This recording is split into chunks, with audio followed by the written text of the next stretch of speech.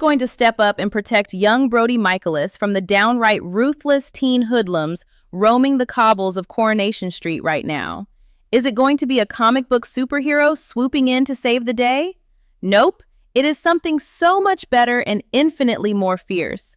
We are talking about four angry, fiercely protective middle-aged women living their absolute best lives and taking zero nonsense from anybody.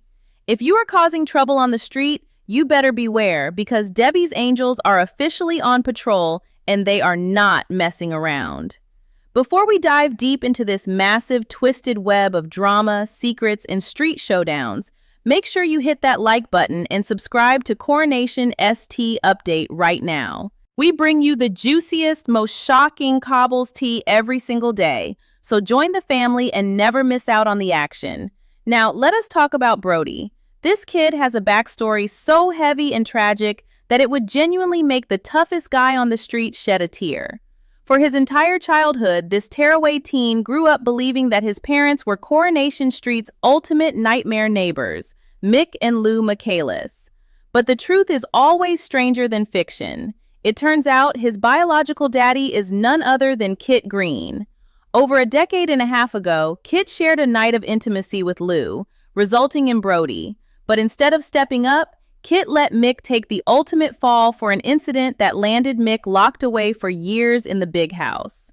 When Mick finally found out this jaw-dropping secret, he completely lost it, leading to a severe physical altercation with Kit that sent Mick straight back to a secure facility.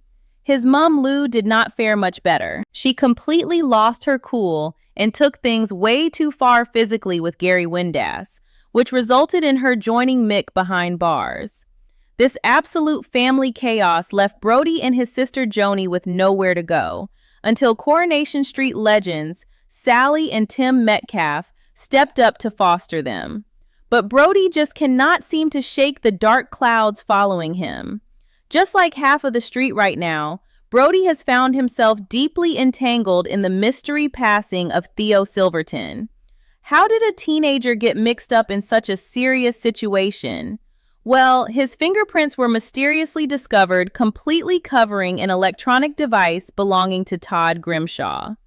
This stolen phone recently resurfaced in a local pawn shop, and once the authorities ran the prints, DS Lisa Connor Swain wasted no time.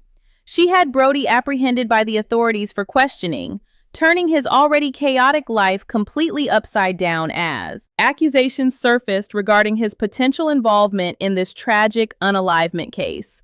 And as if being questioned in a major investigation was not enough, Brody is also dabbling in some highly questionable after-school activities.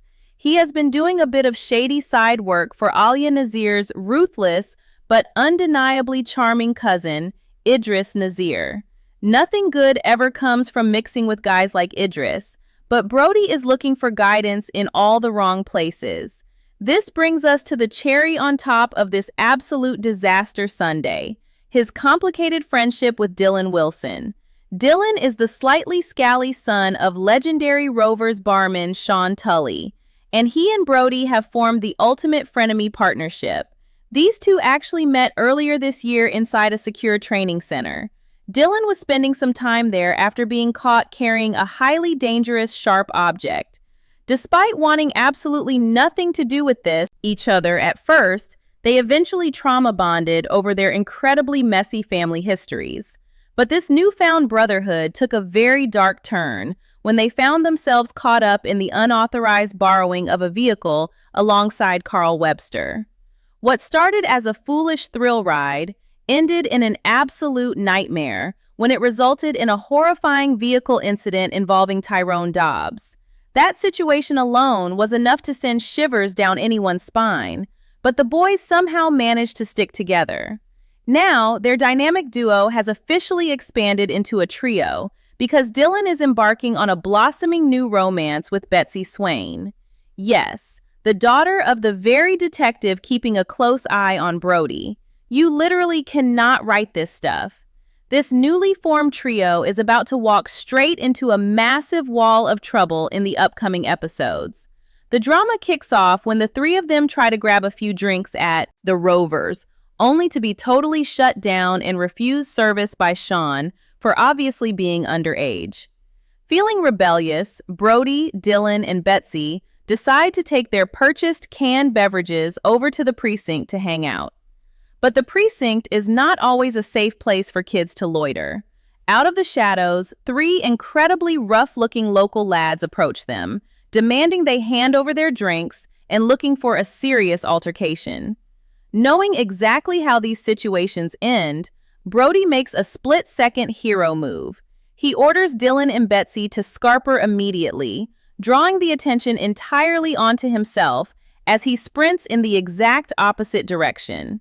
The thugs take the bait and go sprinting right after him. It looks like Brody is about to face the absolute worst outcome, but fate has a very different plan. Sprinting through the precinct, Brody practically collides with the most unlikely saviors imaginable. Enter Debbie's Angels. This formidable squad consists of Debbie Webster, Glenda Shuttleworth, Christina Boyd, Bernie Winter, and of course, Brody's incredibly, fiercely protective foster mom, Sally Metcalf. These ladies have formed an unbreakable bond lately. With their powers combined, they have been an absolute rock for Debbie, supporting her through the heartbreaking reality of her recent dementia diagnosis. They use their trademark fun, feistiness, and undeniable loyalty to keep her spirits high. But do not let their supportive, fun-loving nature fool you for a single second. These ladies know how to have a good time, but they are seasoned veterans of street survival. You absolutely do not want to get on the wrong side of them, and Brody's attackers are about to learn that lesson the hard way. Seeing their beloved foster son and neighborhood boy being chased down by a pack of menacing scallies, the Angels completely flip the switch. They step up, form a human wall, and unleash the kind of verbal and psychological warfare only a group of seasoned northern women can deliver. They absolutely send those tough guys packing with their tails firmly tucked between their legs. It is a massive victory, and for a moment it feels like the danger has completely passed. But this is Coronation Street, and every victory comes with a price. Have the Angels bitten off way more than they can chew by confronting these local thugs? The plot thickens significantly later that evening back at the Rovers. Dev Allahan and Tim Metcalf are having a quiet pint, but the mood is incredibly tense. They start discussing the very unsettling fact that they have heard absolutely nothing from their wives for hours. Every single message they have sent has been left unread or completely unanswered. The panic slowly starts to set in. Where are Sally, Bernie, and the rest of the women? Did those precinct lads circle back with reinforcements?